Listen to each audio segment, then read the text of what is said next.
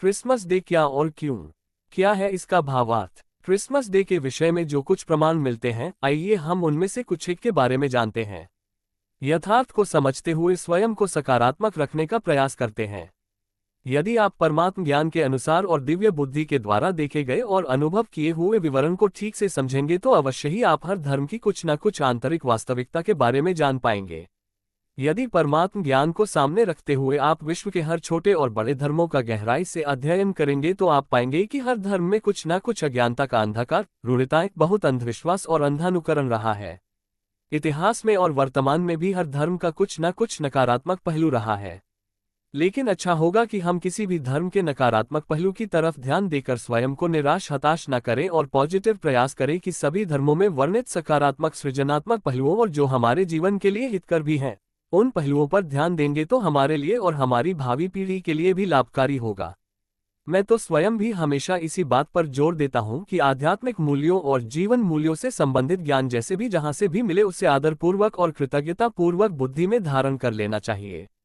मैं तो यहाँ तक कहता हूँ कि ज्ञान या गुणों के मामले में श्री कृष्ण जैसा माखन चोर ही बन जाना चाहिए।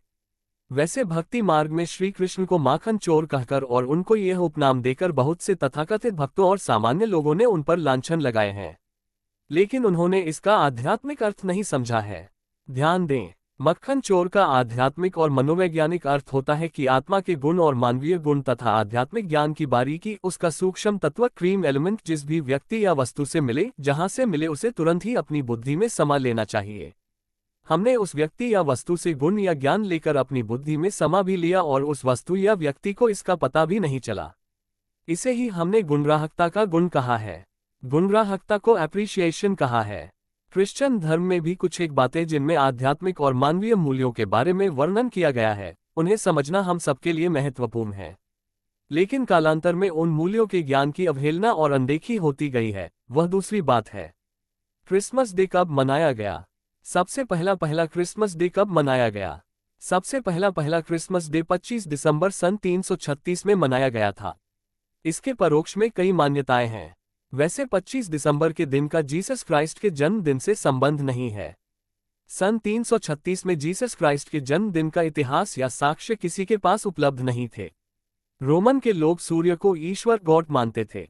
उनका मानता था कि 25 दिसंबर के दिन सूरज का जन्म हुआ था। रोम के राजा ऐसा नहीं मानते थे। वे ईश्वर को अव्यक्त निराकार प्रकाश स्वरूप मानते थे। वे जीसस क्राइस्ट को ईश्वर का पुत्र मानते थे। अन्य किसी भी ईश्वर की मान्यताओं की तरफ से लोगों का ध्यान हटाने के लिए 25 दिसंबर का दिन चुना और यह घोषित किया गया कि इस दिन ही प्रभु यीशु मसीह का जन्म हुआ था और आज इसी दिन हम प्रभु यीशु मसीह का जन्मदिन मनाएंगे। उस 25 दिसंबर के दिन यीशु मसीह जन्मदिन सामूहिक रूप से मनाया गया। वह दिन 25 दिसंबर सन 336 का दिन था जब यीशु मसीह का पहला जन्मदिन मानना शुरू किया गया था। तब से यह मान्यता प्रचलन में आती गई कि 25 दिसंबर के दिन यीशु मसीह का जन्मदिन है।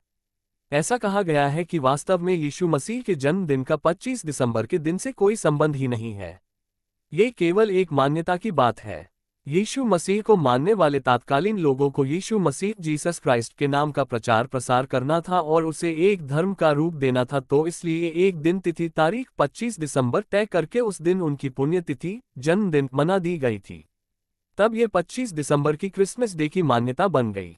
क्रिसमस डे के संदर्भ में शांता क्लॉज की मान्यता। शांता क्लॉज उस व्यक्ति की स्मृति और अनुकरण का संदेश है जिसने यीशु मसीह को आध्यात्मिक और मनोवैज्ञानिक रूप से सही मायने में समझा था, अनुभव किया था, जिन्होंने उनके ज्ञान को दूसरे लोगों में बांटा था। उसने आध्यात्मिक और जीवन मूल्यों का ज्ञान बांटकर लोगों को चेताने का काम किया था। उन्होंने अपने जीवन की धारणाओं से भी तात्कालीन जरूरतमंद लोगों की अन्यान्य प्रकार से भी सहायता की थी। इसका अर्थ ये हुआ कि शांता क्लॉज आध्यात्मिक सेवा की भावना और ज्ञान की सेवा के प्रतीक हैं। ये जो क्रिश्चियन धर्म में ज्ञान, योग और सेवा करने और कराने वालों के प्रतीक बताए गए हैं, ठीक ऐसे ही लगभग सभी धर्मों में थोड़े से शब्दों के फेर बदल के साथ आध्यात्मिक मूल्यों के द्वारा सेवा करने वालों के वर्णन या संकेत मिलते हैं। हम सब भी सामूहिक रूप से इस क्रिसमस दिवस को क्यों मनाते हैं? वैसे हमें इसके मनाने की आवश्यकता नहीं है, लेकिन फिर भी ज्ञान को समझने और आध्यात्मिक मूल्यों तथा जीवन मूल्यों का दुनिया में प्रचार प्रसार करने का प्रयास सबके सुखद जीवन के लिए एक अच्छा और पॉजिटिव कार्य है।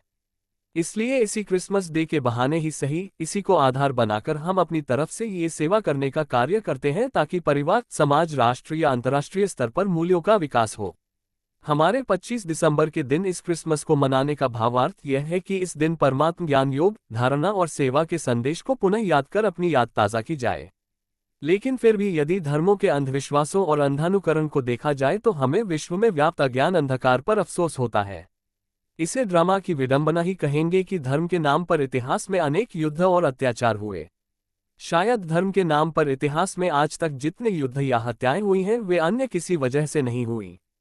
फिर भी सकारात्मक रहते हुए हम किसी भी धर्म से कुछ सकारात्मक और रचनात्मक ज्ञान की बातों की तरफ ध्यान देंगे तो हमारे लिए और सबके लिए हितकर होगा। प्रस्तुत गीत भी आध्यात्मिक मूल्यों और जीवन मूल्यों से संबंधित है।